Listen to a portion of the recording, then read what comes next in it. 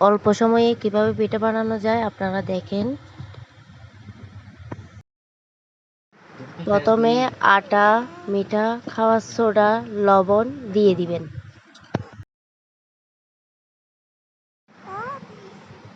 ভালোভাবে মিক্স করে নিব, খুব সুন্দর করে মিক্স করতে হবে।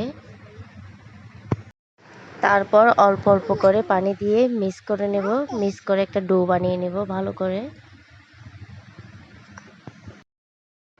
কড়াইয়ে পর্যাপ্ত পরিমাণ তেল দিলাম, তেল গরম হয়ে গেলে একে একে পিঠা ছেড়ে দেব।